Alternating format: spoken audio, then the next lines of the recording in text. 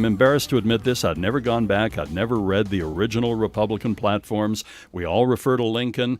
But the platforms of 56, 60, and 64 were the platforms that he stood on. And you pointed out how basically short and to the point they were, and should we go back to that?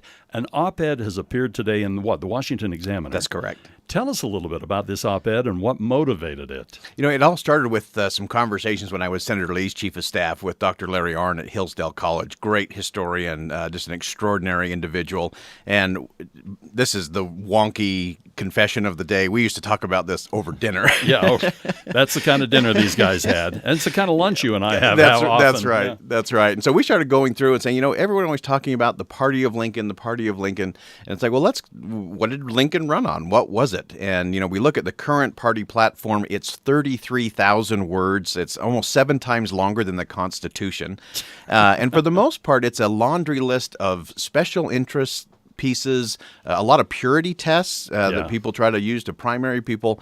And we thought, why not go back to an original Lincoln style, because not only is the original, 1860 in particular really powerful, it's written directly to the American people. Right. And that was the real driving force for us, that we need to have a conversation with the American people about the why and the what first, before we start talking about who and all those other things that we've got to deal with a candidate.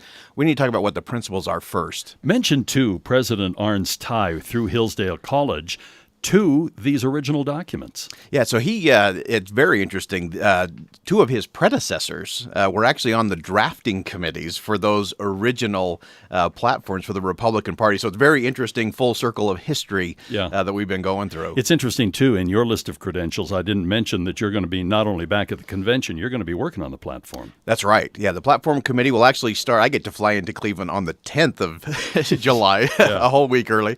And there'll be 100 of us, 2 from every state.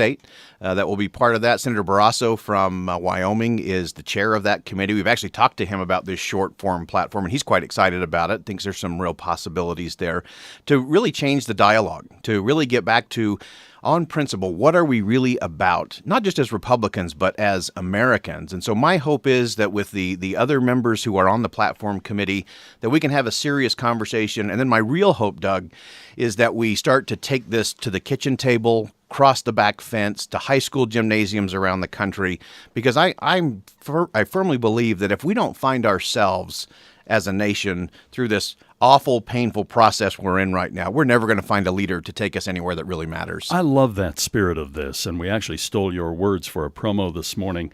I mean, imagine being able to sit down at the kitchen table and actually, in a relatively brief time, go through the platform. Talk to your kids about the platform. Yeah. You understand it. As a parent, you can explain it to them, make it understandable to them. Your neighbor, hopefully you can discuss this over the back fence without screaming at each other, because it's so principled and it's so basic. And then where we go from there. I loved so much of it. You and I were chatting about it prior to going on the air, just very, very quickly. I love the intro. This has irked me for years, especially going back to none other than Bill Clinton. Mm-hmm. I mean, when you look at William Jefferson Clinton, and remember how he took the trail of Jefferson to the convention, right through, and the whole deal. I have always felt that Democrats hijacked Jefferson. Mm-hmm. I mean, how you can study history, how you can look at Jeffersonian thought, and even leaning a little libertarian at times, and hijack him into the Democratic Party. I love the fact that in the first one, in kind of the preamble, they talk about restoring the action of the federal government to the principles of Washington and Jefferson, and for the purpose of presenting candidates for the offices of president and vice president, do we, and then it goes on to the resolved. I really, really liked the fact that the original Republican platform readopted Jefferson. That's right. And it really took the Declaration of Independence and the Constitution and re-enthroned them as the center and core of who we are as Americans. And so, of course, so much of what Jefferson did in the Declaration of Independence, so much of the work that happened as Washington presided over the drafting of the Constitution, bringing those two documents together that give us both the aspirational components of the Declaration of Independence and the framework and the support structure that help us as a free nation, that help us create free market economies, civil society, great communities that really are the things that make America extraordinary. Boyd Matheson is the president of the Sutherland Institute here in Utah and will also be participating as an individual on the platform committee for the Grand Old Party. And I like the way this opens, your suggestion on what perhaps the party platform ought to be. We hold these truths, the 2016 Republican Party platform. And I like the brevity of it. I like how succinct it is. And I like the idea that we don't get into the litmus tests are beginning to make me nuts. Mm-hmm. And I mean, I'm seeing it even here locally. It's not just nationally. I look at some of what, in my humble opinion, opinions are really unfortunate in some of our counties, state. You know, this is how we know you're a Republican. You take the pinky pledge on this. You take the pinky pledge on this. You do the, and I'm going, are you kidding me? And if you don't, thou shalt be banished. Burn the heretics. Well, we actually have this soundbite. So let it be written. So let it be done. You shall be struck from the columns. All the columns, the obelisks. The obelisks shall be toppled that carry your name. And I go, what happened to our party? Yeah, that's right.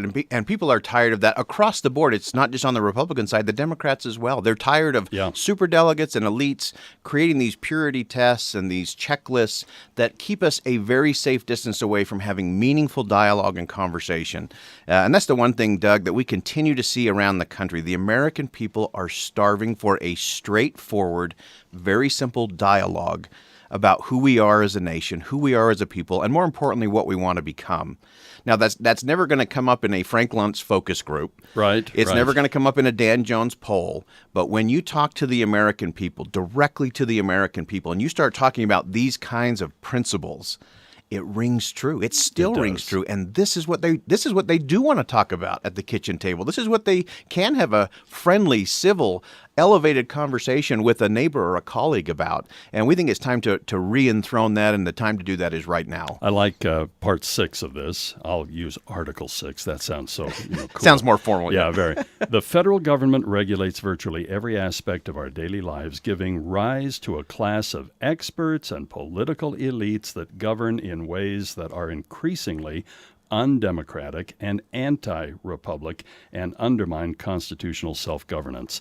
I love that part. Boyd, we are out of time, but as you go back to Cleveland and as we get reaction to this, we're going to post this on our Facebook page and we'll make this available so people can read this. You can certainly go online, Washington Examiner, and I'm assuming at the Sutherland Institute site, they'll be able to read all of these documents. Yeah, primarily off of your site and the Washington Examiner, because I'm doing this as an individual of the state of Utah. Okay. I am a citizen. So it's citizen work. There we go. Citizen work. You're doing the actual what Americans are supposed to do. What we're supposed to do. That's regardless right. of what your employment is or political affiliation, there are responsibilities of citizens. That's right. Hey, thank you so much. I'll be interested to see what the reaction is. Thanks so much, Doug. When you head back to Cleveland. We'll do. We'll keep you posted. And then posted. when we get there, a week later, we'll be saying hi and chatting with you. Sounds good. It's 10 o'clock here at KSL News Radio. You've been listening to a conversation with Boyd Matheson, who, along with others, have put together what very well could be a 1 or 2 page